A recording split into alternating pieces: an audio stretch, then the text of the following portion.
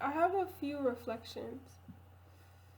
As I mentioned earlier, um, I think that a big part of my growth, in terms of giving pastoral care, is not seeing it from a monoculturalist approach or perspective, and really actually understanding what the intercultural approach is. I think that during my ministry, throughout the year of the pandemic, I did believe that because we're Christian, because we're, like giving the gospel to people, that it looks one way and people should believe one thing, and um, people should be living this one way.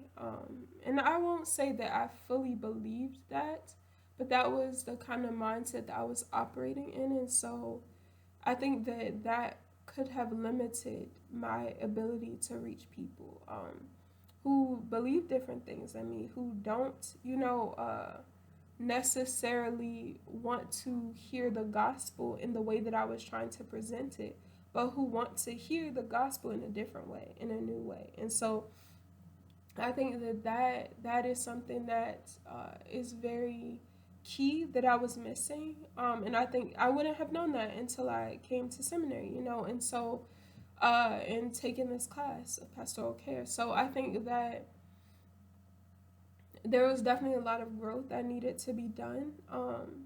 I think that that ministry, it taught me to be humble because there were questions that I couldn't answer that I was still grappling with.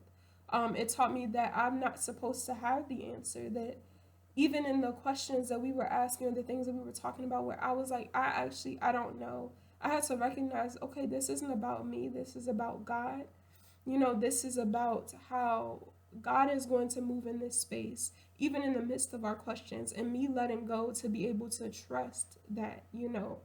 I think that in terms of just the end result of pastoral care, I think that I learned that it's not about getting to that result. Like we believe the same thing. Like at the end of this, no, and I think that was an expectation that I had during part of the year. I had to learn to let that go, but I think that the process was so important. The process of really actually being present with people, really actually listening, and that is a part of pastoral care.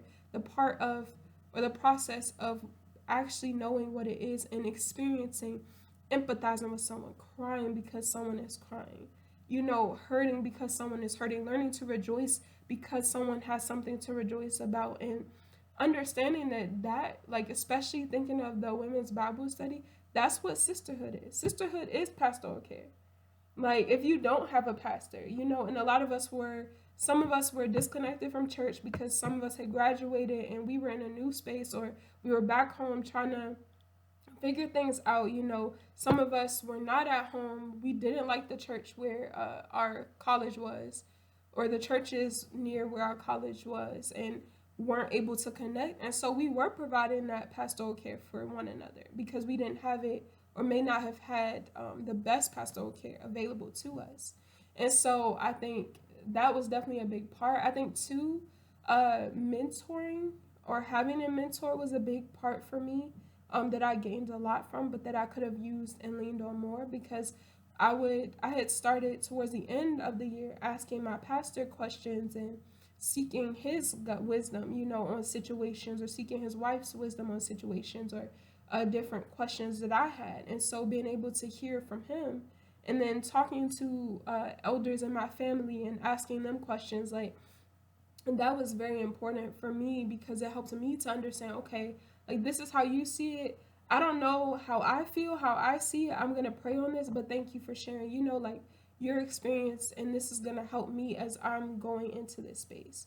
And so one time I remember when I was talking to my pastor about the faith and religion series and our questions that we were talking about, he was like, basically, like, enjoy this process, like, let it go, enjoy how God is moving in y'all discussing and in y'all having these questions. You don't need to have the answers, but just allow the spirit to move. And I was like, okay, like, like, that it was very helpful for me. And so when I went into the meeting, I stopped thinking, oh, I have to have the answers. I need to know. Let me research real quick so that I can be able to basically like combat what someone was saying. No, it became about, okay, like, God, I see the holy in this moment. And so yeah, like there was so much that I learned through that year. I would say that I was not the best pastoral caregiver. I'm still not. I'm still growing and still learning, but I think that those experiences did help me. As far as Hope in the Darkest Days, again, I did. It wasn't that I was asserting a certain perspective. It was more like I was basically, right, like trying to preach to the masses, like through the website. And for some it worked. We did have a large reach. We had in 2020 127 visitors to our site. In 2021 we had 83. So, or it is still 2021, but we did have a good reach. Now the thing is, like, in the midst of that reach, there could have been a larger reach if I did still include, if we included more content that was not necessarily Christian based, but that was about just giving hope to people, in different ways and in a plethora of ways. And we did have multivariate communication, but I think that there's a lot more that we could have done. And again, as I mentioned earlier, also like action that we could have taken outside of the website itself. And in thinking of just these reflections that I had, one article that I had read by Barbara Brown Taylor that really added to what I was thinking, and just what I learned throughout the pandemic is, I want to share her quote.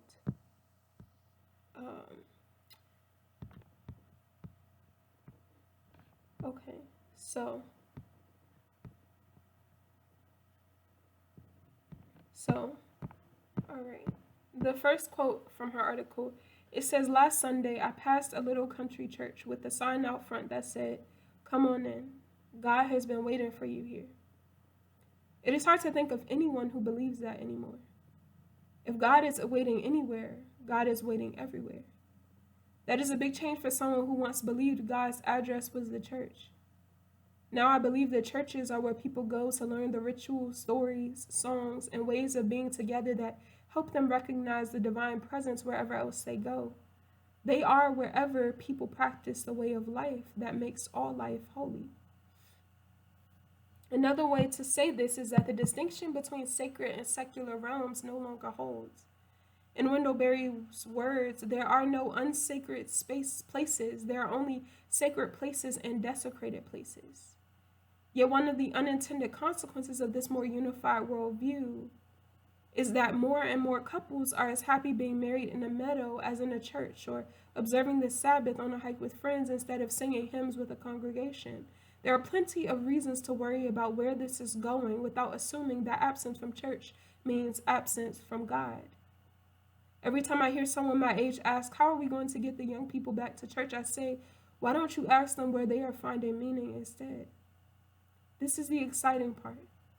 Not just what the next generation of seekers is doing, but what the Holy Spirit is doing in them that can enliven my generation as well. With a house full of antiques and a head of white hair, I am the last person in the world to assert that new is better than old, but I take Jesus' teachings about wineskins to heart. And her article is just so powerful, but that part really stood out to me because in these ministries I was doing, or outside of these ministries, I was also working in a church setting. And so in comparison to that setting, this is a new way of doing ministry, virtual Zoom Bible studies and websites that are seeking to provide that pastoral care. It's a new way of doing ministry, but it is meeting people in different spaces than in the physical church building. And one thing that my pastor would say throughout the pandemic is that, like, we are the church. The church is not a building, and that was something that we had to realize. And it's not about just being in church singing hymns. Like, that's not what this Christian walk is about. That's not what discipleship is about. That's not what ministry and pastoral care is about, because not everyone is going to be in the church. So if you're only doing ministry in a specific way, you're only doing ministry in a church setting, you're missing a whole group of people. And so I believe that that's something that I learned throughout this year as well. Um, and so for the final part of my reflection, just thinking of how the care that I offered throughout the year relates to the human nature, the nature of God, the ministry of Christ, the presence of the Holy Spirit, grace, prayer, love. I think that all of those are tied together. I did learn how to be able to love people in a better way. I think that I did learn that loving people is not having them agree with me, it's not having them be like me. It's loving them as they are and knowing that they love me for who I am. Um, I think that the ministry of Christ was always meant to be outside of the church. And so being able to be in these two ministries that were very different, but that were outside of the church, that were actually going out, as Jesus called his disciples to do, that was very powerful because it showed me that, okay, I don't, like, even thinking of my own journey to becoming a pastoral caregiver, because it is something that I have been doing in a way, but it is also something that I am still becoming. And thinking of that, I realized I don't have to do ministry. I don't have to do pastoral care just in the church. I love the church. As Barbara Brown Taylor was talking about, she loves the church too, but there's such a wide world out there, and it would be a shame to think that God is only moving in one way and he's only in one space. And that's like even thinking and connecting other concepts from other classes like Old Testament. That's a big part of the Deuteronomistic history, is this idea that like we have to worship in the place that God chooses. And in one spot in the temple, that is where God is. If we think about like looking at Jerusalem as the holy city, that was the place that God chose. But God moved and the veil was torn when Jesus died on the cross. And so like just recognizing that God has never been limited and God is not limited today, and so just thinking about like how I can do ministry. If I don't feel like God may be calling me to this right now, but I could do ministry in a bar. I could do ministry um in the hospital. I can do ministry in a prison. I can do ministry, in the grocery store, in the bookstore, on campus, like just in my everyday life. And it doesn't have to look a certain way. And providing pastoral care doesn't need to look a certain way, but it's about the heart of it, which is to help people live in their fullness, and to really care for the whole person, And so I think that that's very true. It's very powerful. And just seeing how the spirit moves in so many different ways. Um, yeah, yeah. And I think that God really used this pandemic to show us how to do ministry differently. And I'm so grateful that He allowed me to have that year of not being in school, not being distracted, but being able to do ministry in that way and in different ways. And be able to see how pastoral care should look, be able to see where I was falling short, and then now to be in seminary and be learning the proper way of doing it. That's been really meaningful, and that those are my reflections on pastoral caregiving, on ministry in this time. Thank you so much. Bye.